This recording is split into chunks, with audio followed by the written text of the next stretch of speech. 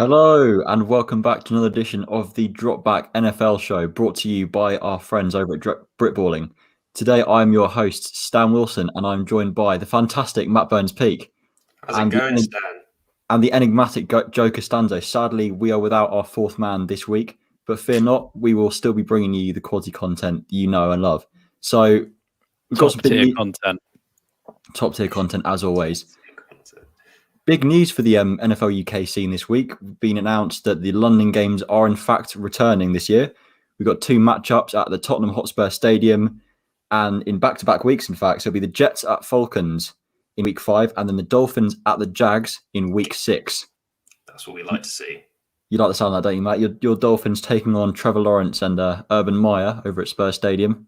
I love the sound of that, apart from the fact the Dolphins have been straight trash most of the time they play in the UK. But it'll still be fun to watch them. It'll still be a good occasion. London games are always sick.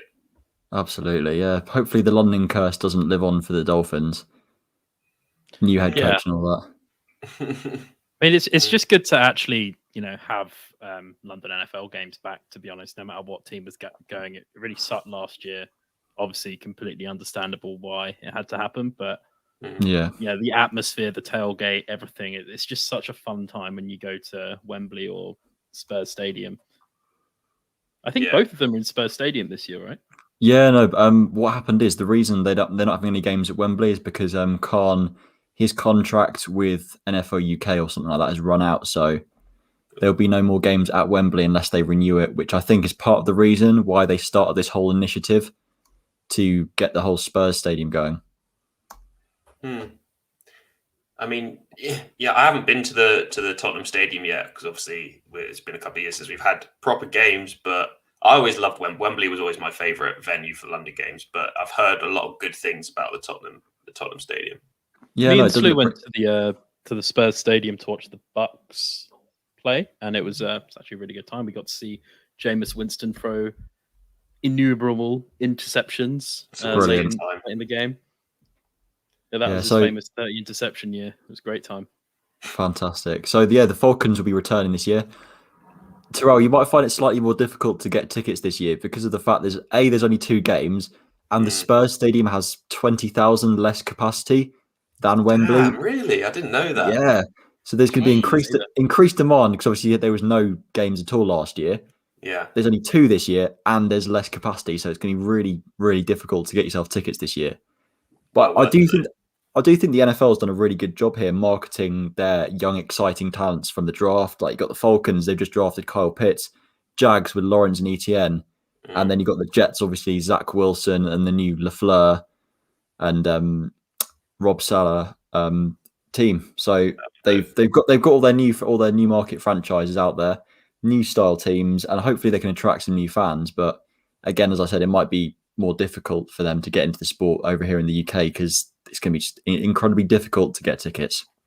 Yeah, I mean, I think like I said, it'll be difficult for people to get tickets, but I think one of the good things about having the international series is that sense of like it happening over here, even if you're not able to actually get yourself to the stadium, like it's fun because it's in the UK and it's like got that novelty and an appeal to it. So it should still hopefully encourage people to tune in and watch and listen. I mean, I know people that aren't that interested in American football normally, but when the games are in the UK, suddenly there's that point of interest to get involved. So hopefully, though there's not going to be as many in the stadium, we'll still get that buzz from extra fans tuning in at home. I do hope they knock off some of the kind of cheesy Americanism, like trying to pump up the audience stuff. Oh, whoa. This is what Matt turns up for. I really hope you're not suggesting they get rid of the t-shirt cannons. Because if you're suggesting I don't care about the t-shirt cannons. I have those at rugby games too, though, at Twickenham. Yeah, it's not the same though, is it? No one cares about. I'm just talking about the Jumbotron telling everyone when to cheer and stuff. Yeah, that is or what chant to have or stuff like that. It really annoys That is quite weird. There are basically 3 things that are sacred to any NFL International Series game. That is the t-shirt cannons. That is the camera in a big Zorb ball that they throw into the crowd, and it's the helmet shuffle on the big screen. If you get rid of any of those 3 things, I'm not fucking coming. Yeah. I don't care who's You'll be playing. happy if they get rid of the simulated chants up on the jumbotron. Simulated chance can go, yeah, 100%. But if You can get in you the bin. better not touch that helmet shuffle, because for anyone that's been in the crowd at an NFL international game, to hear like 60,000 people screaming like it's number 3 it's a rush. It's such a rush. I still just can't Brilliant. wait. Like if a London team actually happens, just all the shit That'd be housing so sick. chants. It won't stuff. happen. Yeah, but if it ever Would be does, fun, though. imagine like all the football chants that will migrate into the NFL. I That's what I don't mean, think we'd it would. Easily have the best would. chance in the game. Yeah, we Easily. easily would. I don't know if it would happen because I think the football culture over here and the American football culture over here are two completely different things. I don't think Well, A, you'd be able to sell out a stadium consistently, and B, Mm. have the same level of atmosphere. I don't know. We'd have to see, but I think there's something to the fact that they obviously sell out every single time they have a London game. The Jags have obviously got quite a lot of talent, bringing in Tebow and Trevor Lawrence and everyone. So if it still doesn't boost their ticket sales this year, then we might see a little switcheroo in the upcoming season. I don't know. I think the Jaguars always get a sick reception when they come to the UK. Yeah, they're like even the from when UK's they were team. trash, they were like, everyone was like, let's get behind these guys. They suck, Yeah. but it's their fun team. Exactly, they're like London's team. And yeah, that's a pretty good question to be honest with you. Daniel James Corbett asks, which London game do you think will be the best one? Now, I'm going to kick this off and say, for obvious reasons, Dolphins at Jags. I think just even if it's just for the storylines, I think it's going to be an absolutely cracking game. That would be dope. I'm quite surprised you didn't go with Zach Wilson's. Yeah, same. That was a bit surprising. I don't know. I think that game will be Zach kind Wilson's of number underwhelming. 1 fan. I love a bit of Zach Wilson. I would love to see Zach Wilson live, but year one, it'll be good, but it won't be Zach Wilson season just yet. Yeah, Dolphins, Jags. You've got Tua trying to prove himself in a bolstered up offense. You've got the new look Jags, the improved Dolphins defense, the Jags team all over has been improved a ton. And you've got Urban Meyer in there as well. Like, the amount of storylines going on for an NFL UK fan, it's too tantalising to pass up on. It's sick. We may see Tim Tebow live as well. There you go. If that wasn't enough for you, all those storylines, you got Tim Tebow getting on a plane heading over to the UK. It's crazy, isn't it? They've done.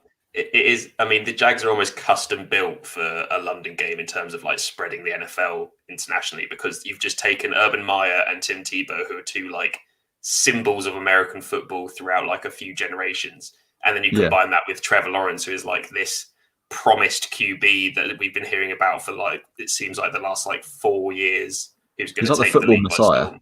Exactly. So you've got all of that in one game. The Dolphins have always been very well supported in the UK as well. They've got quite an active fan base in the UK. Yeah. So yeah, that'll be a sick game. That'll be a really cool game. So Joe, you happy with that as well? So Dolphins at Jags, London game of the year. Boom. There you go. Out of the two, yes. There you go. There is your answer. Out of the two, yeah. There's not really much competition this year, is there, relatively? It's not. The Jets very rarely put any competition up, but we move. Yeah.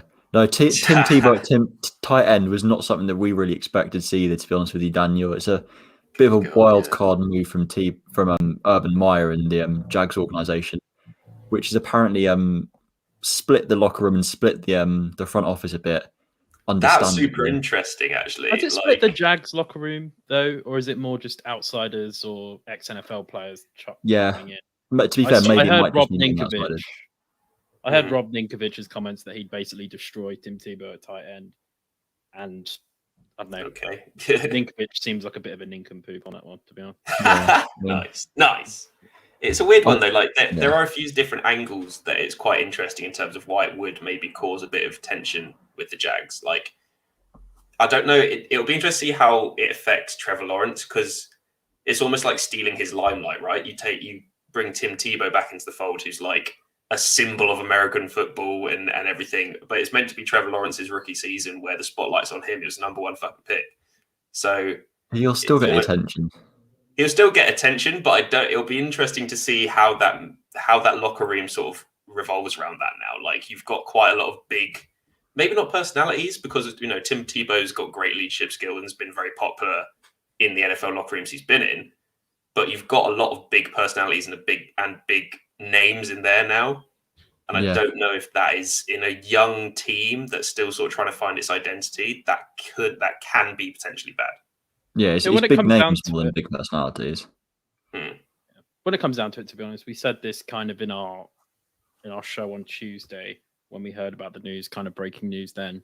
But he's just a guy that you want in your locker room, whether or not he gets on the field and has a meaningful impact, which by all means Urban Meyer says he is going to do, then that doesn't really matter as much to me. I think he's probably going to make the roster and he's going to be able to, be a locker room guy more so. So I don't really put much weight on, dividing the locker room as such, because as soon as people actually, meet him and speak to him, whether or not he gets on the field and has meaningful snaps at tight end, I think he's going to be a guy that most players would probably want to play with, just his energy. Yeah. He's an experienced sportsman as well. Obviously, he spent the last few years of his career over at the Mets AAA affiliate club, just wasting away his years playing outfield there and never being able to make the squad. I think he got to a point last season actually where he was one or two injuries away from being called up, but sadly we never got to see him in the big leagues. That would have been interesting. It just kind of shows that like he's an athlete. He transitioned from being a quarterback to an outfielder in baseball, almost in the major leagues. So if he can do that, then at his size and his sort of rare athleticism, I can see him making a transition to be in some meaningful way a tight end at the Jags. It is weird as hell to say that, I'll admit. Yeah, it is very weird. So I'm sure we're going to hear many, many more murmurings about the whole Tebow situation in Jacksonville. Whether he's going to make the squad or not, that'll be just a recurring storyline each week up until the cut day, essentially. So let's put that story to rest for now and move on to the schedule release, which happened last night, middle of the night. The games and the order for the 2021 NFL season were released, and they've lined up some absolutely cracking games for us this year. Like me and Matt were saying before this broadcast, that they've almost made it. They've rigged all of the storylines. They've given us all the games that we could have ever hoped to see. So we've got the Chiefs at the Ravens. We've got the Bills playing the Chiefs again as well. Packers Chiefs. We've got Tom Brady returning to Foxborough, Massachusetts to face the Patriots. What more could you want? Yeah, so they have like WWE style taken all the good storylines and been like, how can we mash these together into a season? Yeah, do you reckon that's what they did? They sat down and like 100%. And were like, I don't know if it was a writer's room, but they definitely decided to make the games that are going to get the most views. Yeah. I'm not sure if the NFL is nearly as scripted. Yeah. Don't know. Maybe Gronk's having a bit of influence. Yeah, he's picked up a few tips when he was in WWE, and he was like, we need to get these guys revenge game. We need to get this coach against this player. All of that. Yeah, it's fantastic. Yeah, I would like to see Lamar just RKO Patrick Mahomes though. That would be pretty brilliant. A brilliant little twist to the game. Let's kick things off, Matt. Let's hear your game of the year, and then we'll try and get to a consensus at the end, whether we can do that or not. Yeah, I mean, mine's massively about the storyline and the drama around it, and it's for me, it's got to be Brady returning to the Pats and playing the Pats with the Bucks. I think that's going to be a sick game. Belichick against Brady for the first time is going to be huge. The Patriots spent fairly big in free agency. Like they were swift and decisive in changing around a lot of pieces, especially on the offense. Obviously, you've got Mac Jones. Will he be the starter for this game? We don't know, but there's a chance. In which case, you've also got the added sort of side story of Brady against the Brady replacement. I just think it's going to be really interesting to see how that goes, and it's going to sort of put a tangible contest in place around that Belichick versus Brady. Like who deserves more credit for the success of the Patriots? Like it's almost like a battlefield in that argument, which I think would be pretty cool. Yeah, it is really cool like that. But I almost wish the Patriots had a better team. And I've never found myself saying that before, but I wish they had a better team so we could see a more fun and fair fight between Belichick and Brady, because realistically, Brady's coming off a Super Bowl and an incredibly talented Bucs offense. paired with an incredibly talented defense as well, which shut down the Chiefs. Yeah. In terms of storyline, though, this is one of the best storylines coming into this season, like Brady's revenge game. I think it would be a lot more interesting if Mac Jones was starting in this game, because we saw what they were like with Cam at quarterback last year, and it wasn't fun. I enjoyed it. Yeah, I think the shoulder issues have kind of caught up with Cam, but his throwing motion and everything like that. But yeah, it would be a lot more exciting to see that storyline of, the heir to Brady's throne, as some were touting before the NFL draft, or just after the NFL draft, should I say? Yeah, 100%. I think it will be a great storyline, but in terms of competition, I'm very reluctant to put it near the top of my list because of the fact that the Patriots roster is nowhere near on the same level as the Buccaneers one. I kind of wish we'd got this game in like a couple of years' time. Or, I mean, it's difficult because you want to see it straight away as well, but also like you want to see it with Bill Belichick's had a chance to fully rebuild that defense, and that offense has been able to revolutionize as well. Like, it kind of feels like for Brady, he's still very much the favorite because he's got that Bucs roster, which is returning all of its starters against a team that is still very much in the middle of a rebuild. What week is this game? Week 4, am I right? Yeah, they're playing week 4. Because last year, what we saw out of the Bucs earlier on in the season is that they were somewhat, slow out the gate, disappointing. Obviously, they've had a season to sort of grow and they've kept the same roster. And then the Patriots early on in the season last year actually looked quite good. Even though Cam was being a running man, and their offense looked. That's interesting, actually. Yeah, so that might play a part in it. Maybe. I'm just spitballing here. you trying to find a narrative where the Patriots come out with an underdog win? I'm trying to find it. I never hope for a Patriots win, to be honest. Patriots fans out there, but I'm just trying to think of a way that kind of levels the playing field a bit, because, like you said, like it's a Super Bowl champs versus a team that by and large disappointed last year. Yeah, definitely. Right, go on then, Joe. What would you pick as your 2021 NFL Game of the Year? Sorry, I've missed. Eyes on you now.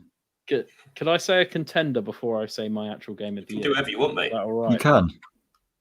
Right. Well, I'm going to remove this banner for a second because this is not yet my Game of the Year. But I thought one contender that not many people would be, it doesn't really pop off the screen as much, is Week 17, the Browns at the Steelers.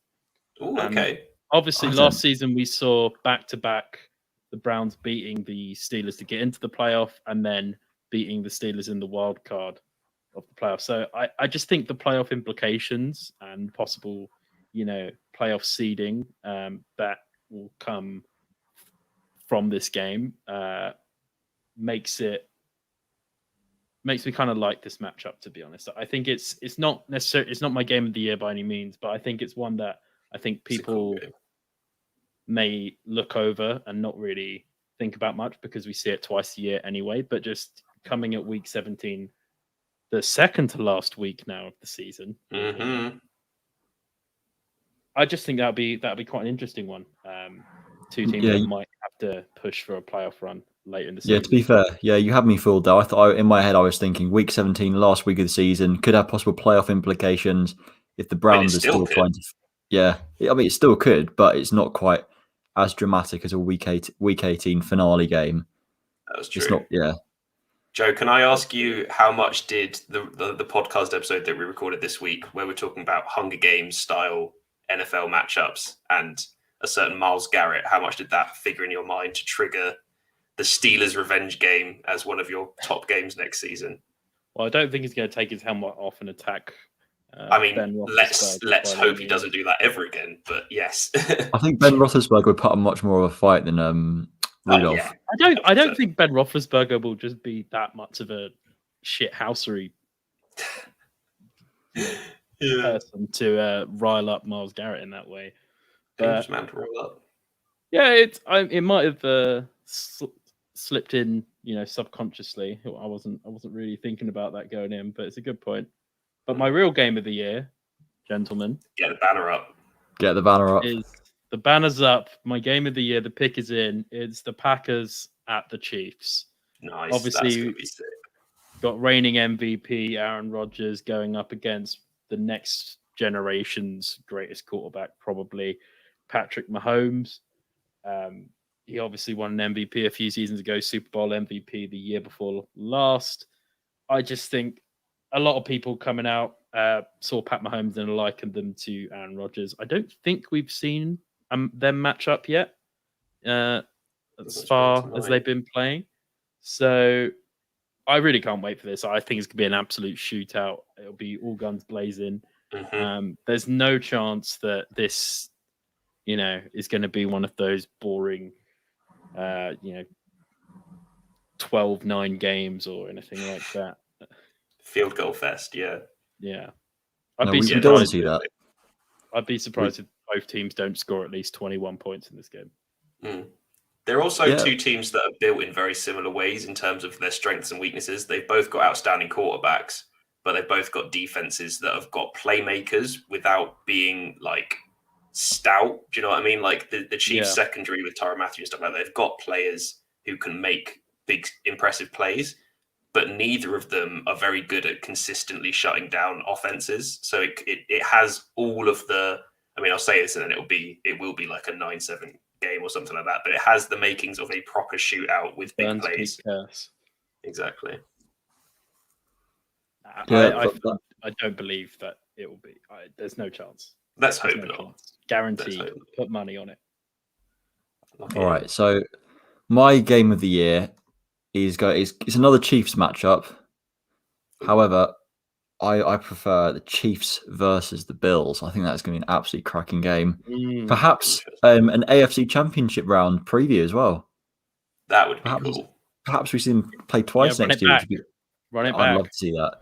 But you've got a Bills offense, which is going to be equally as good, if not better than last year. Their defense will probably step up as well with a few additions during the offseason. You've got the Chiefs as well, who have just completely rebolstered their O-line.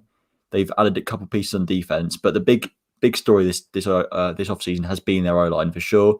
They lost the Super Bowl largely because of their incredibly poor O-line play due to injuries. They've completely just cleaned their house out, built it back up again. Probably one of the better O-lines in football now. Definitely, yeah. And then you've got them going up against the Bills, and it's going to end up as just a complete shootout. Like, this could be one of the all-time classics. Like, we've seen them play before. It could be one of those games where you see 80 points scored on the board. Some absolutely just ludicrously high QB stats. Like, it screams game of the year for me. I don't know about you guys, but that is a good pick for sure. It's a complete no-brainer for me. Like, you could either pick that one or Chiefs versus Ravens for me as well. Oh, I like your thinking there, mate. You like me picking the Ravens? I will say the Chiefs' defense did seem to have the Bills' offensive number in the AFC Championship game at least, but it'll be good to see what adjustments they can make coming into this season. And it is early. When is this actually? No, I was thinking of the Chiefs at Ravens. Not too sure when the Chiefs Bills is week 5. Week 5, so relatively early on in the season. Yeah. First third. I think that will actually play a big part in how the game goes as well. Early in the season, you've got more of the starters usually because there's less injuries at that point. Touch wood, you don't want to see anyone injured, but also you've got less film on the other teams to be able to game plan for. Obviously, the Chiefs are the Chiefs. We've got an idea of how they run their offense over the last couple of years with Pat Mahomes, but teams will change it year on year, and you've got less tape to work with to game plan. Yeah, no, that's true. But you've got to remember as well, last time they played, that was that playoff run for the Chiefs before they reached the Super Bowl, where Steve Spagnuolo had just every team's offense just absolutely under lock and key. His blitz packages, the disguise they were able to put on their defense was absolutely outstanding. And it was a large part in their success. Like, contrary to what the normal reason for their success has been their offense, it was their defense that led them to a lot of their victories during the playoffs. So if Spags can keep up with what is essentially where he left off last season, I would expect the Chiefs to win this game, but how much literally just depends on how well Spags and his defense can step up and lock out Josh Allen and the Bills. Yeah, that's what I mean. Like it after Spag's performance last season in the AFC Championship, I remember going into the Super Bowl preview episode. Just we were openly discussing like, oh, the blitz packages might be a problem for the Bucks and everything like that. Obviously, it turned out the other way around, but yeah, that's going to be a big part for sure. Yeah, just the disguise, like not even necessarily the blitz, is just the fact they've got a player like Tyrann Mathieu who you can do so many different things with. You can use him as a big nickel, you can use him like as a slot corner, you can use him deep half, middle third, even as like linebacker role sometimes. He's got complete versatility, which is why they're able to do so many different things with their defense. And unless Josh Allen can really cotton on to where Mathieu is on the field and learn his keys of where Mathieu is, it's going to be incredibly hard for anyone to really catch on to what the Chiefs are doing, especially with this Bills team, who are incredibly pass heavy, just because they've really struggled to establish a run game. They still don't have, they still don't have like a bell cow running back. Like I sort of expected them to take Najee Harris in the first round or Travis Etienne if they were there, but obviously those two were clearly snapped up by the Steelers and the Jags. Could have got Williams. I was thinking that. I'm surprised they didn't try and reach slightly to get Williams. Yeah, it was bizarre. So they're stuck with exactly the same two running backs from last year, neither of whom were particularly productive. So I think that's going to be quite problematic for them during the season. And yeah, that's why I would take the Chiefs in this matchup. But I do think it'll be an absolutely cracking game. Yeah, definitely. For sure. Harkening on back to the other one you mentioned, the Chiefs at the Ravens. I think like from recent memory, being a Ravens fan, they've had our number a bit, but all the games we've played with them have been entertaining back and forth games. So yeah, I think that's another one that could definitely be early doors once again, week 2. Loads of stars on both sides of the ball, and obviously you've got the storyline of Orlando Brown going to join. That's true, revenge game. Yeah, from a left tackle as well. Now that we talk about it, it does seem incredibly scripted how every player is getting a revenge game this year. Pretty much, yeah. They've had a writer's room. I'm telling you now. They've put their heads together. I mean, I thought I started off this episode thinking the sounding of a writer's room is a bit ludicrous, but I mean, they've even scheduled Dolphins at Jags. They've got the top 2 QBs in this draft matching up in London. Like they've clearly engineered this schedule pretty cleverly. I want to see Trevor Lawrence, stone cold stunnering Tua. No one wants to elbow see that. from You the need top to figure out this. Yeah, that'll be good. That'll be a good little test for Trevor Lawrence. Actually, just thinking about obviously I'm going to be slightly biased, but the Dolphins' defense was good last year. The offense, not so much. The Dolphins' defense was fucking good, especially in the secondary. So it'd be tough. Could be a tough one for Lawrence. Another one that. Sorry. Right, go ahead, Joe. I'll ask afterwards. I was just going to say another one that is going to probably be on no one's radar, but on mention of the Jags. The Jags versus the Jets could be a little interesting one. That's right a at the end good of the one. season. Week 16. Number 1 versus number 2 quarterbacks taken. It's always nice to see that, especially in the rookie years. We'll see how that sort of pans out during the year. But if they're heating up for a rookie of the year candidates between them, then that'll be an interesting one to watch. Yeah, again, another very tactically placed game as well. Yeah. Mm-hmm. They're up to something over at NFL HQ, I'm telling you. There's no way they randomly generate these. That's Brilliant. A good point from Terrell there. Love to see it. So, yeah, 2 big release days. You obviously got Baffer. They've completely realigned the leagues as well, from what I understand. They've changed all the leagues around. It's pretty wacky. Like they've managed to do it pretty fairly, from what I understand. Yeah, I mean that's more of the Britballing guys' territory. But myself and Sam, we still currently play. Slew just got his schedule out today as well, so he's hyped. Is it? Yeah, he is hyped. He's gonna. Hopefully, we see an MVP caliber campaign from our very own Slew at QB. From Sam Lewis. Yeah, right off the Bobcat. Never right off the Bobcat. Div 2 MVP.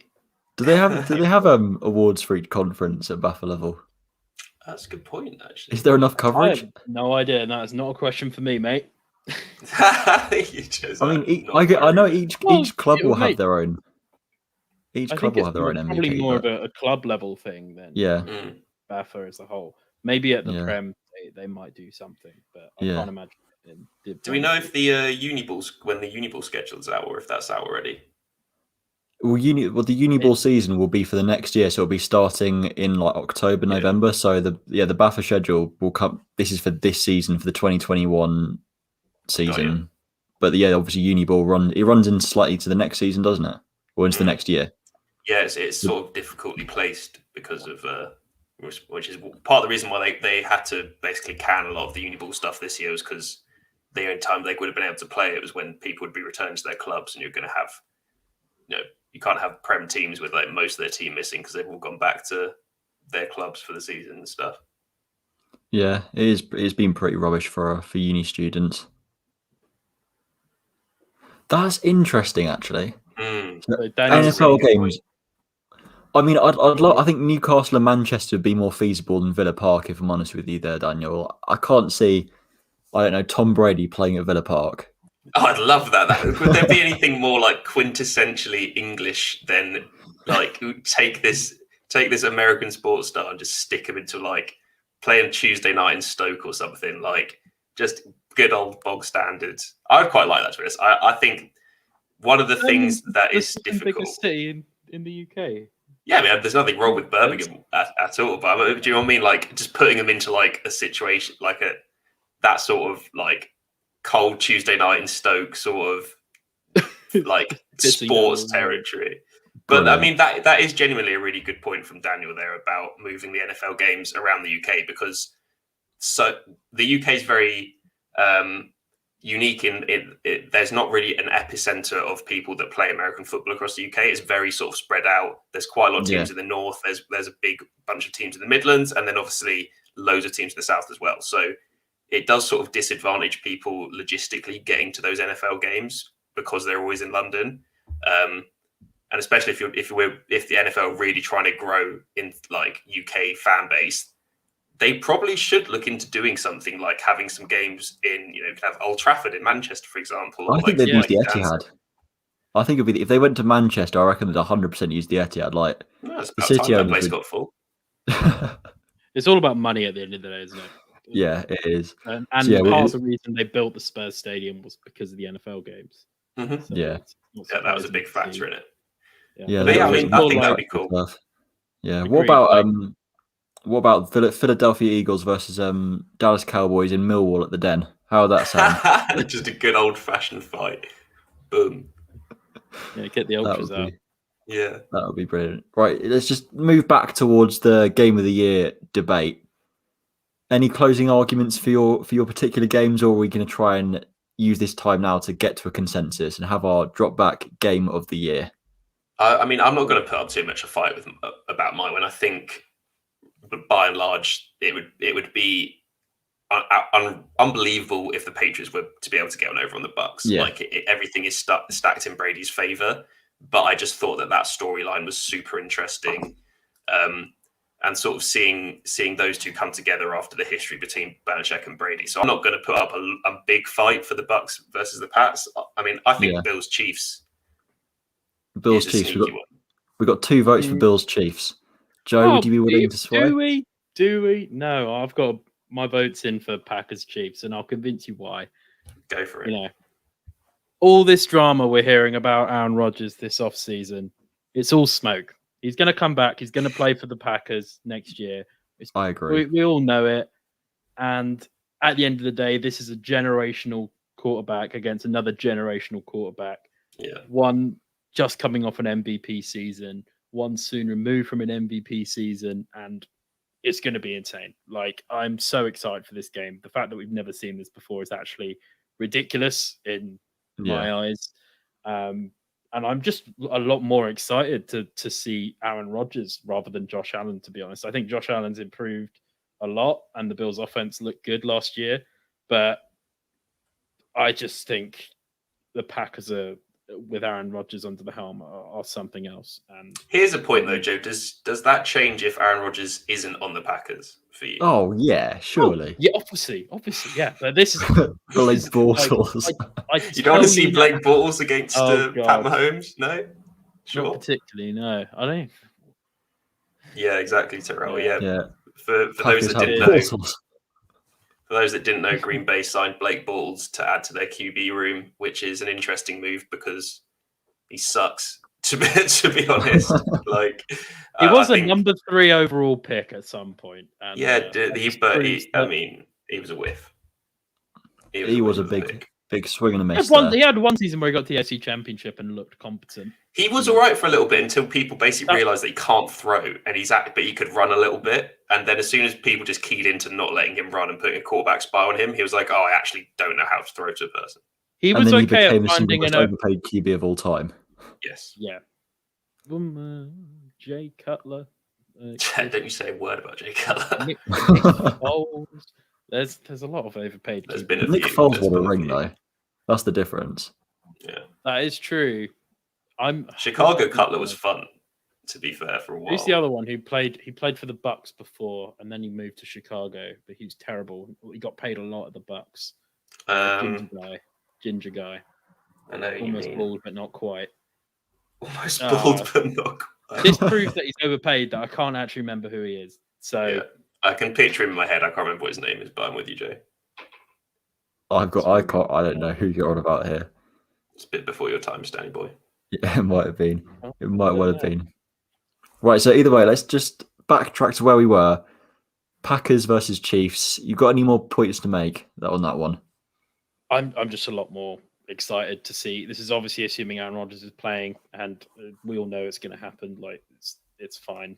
Rodgers I might start to lean more towards that one. Actually, thinking about it. Yeah, because I could see that one being more of a shootout than the Bills one.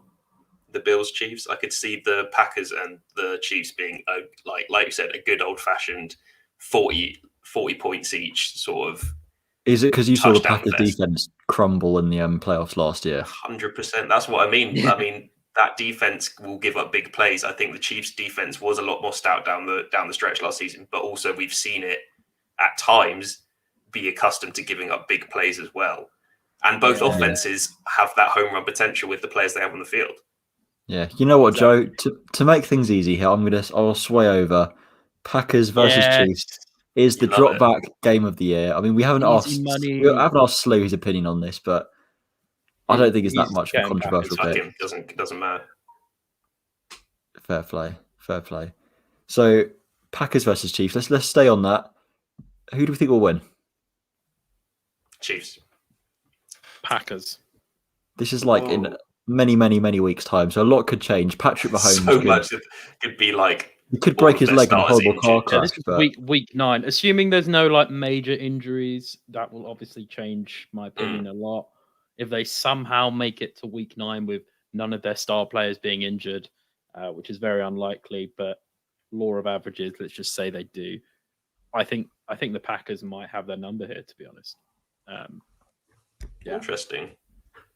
I'm still going to lean Chiefs. I think that Chiefs, more than anything, like their defense, if they can carry on from where they left off back end of last season, that defense is a good defense. That is going to be difficult to get past. So I'm going to lean Chiefs. And also you can't help but also realize the amount of sort of the difficult off season that it's been for Green Bay as well, and the effect that might have on that team. It's all smoke and mirrors, mate. It's all smoke and mirrors. I'm with you there, Joe. I can't see Aaron Rodgers getting traded, but I think the big thing that's going to make me sway towards the Chiefs in this whole grand scheme of things is just the O-line. I can't. So good now. I can't express how impressed I am. I can't express how impressed I am at their front office for just identifying the problem and rectifying it like completely within one off season. Like when we were doing our off-season preview episodes, we were talking about the Bengals, how we could just send all the free agent O-linemen over to Cincinnati because they've got an awful O-line. Like, that was a clear problem. They didn't listen to us. But the Chiefs, however, they saw their problem. They identified it. They fixed it. They've completely just bolstered up. So it's one of the best units in the league now. And Clyde Edwards-Helaire is going to be a massive beneficiary of this as well. Like we saw him have a slightly underwhelming rookie campaign. Year 2, bounce back. Yeah, they've got in some bowlers now as well, and Duvernay Tardif is coming back as well. True. Yeah, it's what you just said there, Stan. It's the difference between a very competent front office and perennial disappointments. That's the only thing. Like I've said before during the draft episode, the draft wrap up, if they wanted to draft Jamar Chase, then they should have picked up a lot more O-line in free agency. And that's the difference between a good team and a bad team. That's there you go. Identifying problems and fixing them rather than fixing less important problems and leaving the big ones. So by proxy, we've got the Chiefs beating the Packers in the drop back game of the year. That seems to be the consensus at this Sealed point. in. I'll get on that train. I like that. I think that's good. We've got write that down. We'll that's one less game to preview during the season. We've just covered it right there. Easy, mate. Doing our homework. Don't need to watch, but please do. It'll be good. It'll be a great show, as always.